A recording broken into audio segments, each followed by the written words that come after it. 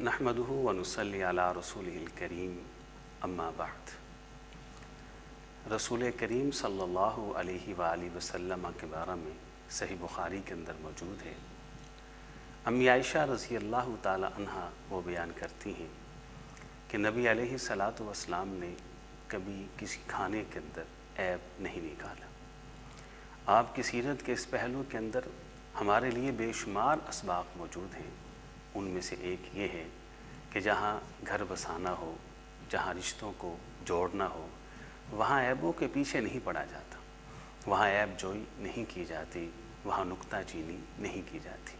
یہ بات نہیں کہ اس دور کی خواتین کھانا پکانے میں اتنی ماہر تھیں کہ ان سے کھانا خراب نہیں ہوتا تھا، ان سے روٹی جلتی نہیں تھی، ان سے نمک تیز نہیں ہوتا تھا، نہیں۔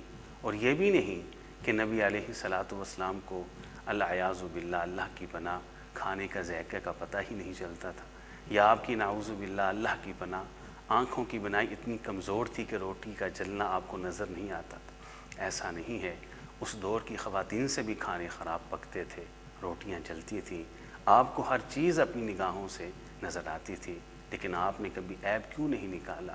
کھانے نے تو خراب ہونا تھا، وہ تو ہو گیا، اب گھر کے حالات اور تعلقات خراب کرنے سے کیا فائدہ ہے؟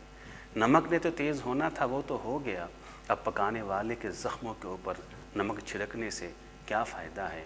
اس کے اندر اشارہ ہے ان تمام مردوں کے لیے کہ جو گھروں کے سکون کو برباد کر دیتے ہیں، عیوب کے پیچھے پڑ کے۔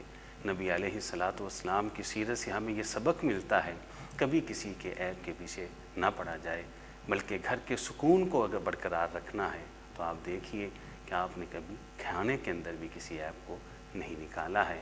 تو اللہ سے دعا ہے اللہ اس کہنے والے کو بھی اور سب سننے والوں کو نبی علیہ الصلاۃ والسلام کی سیرت پر عمل کرنے کی توفیق عطا فرمائے۔ وآخر دعوانا الحمد للہ رب العالمین۔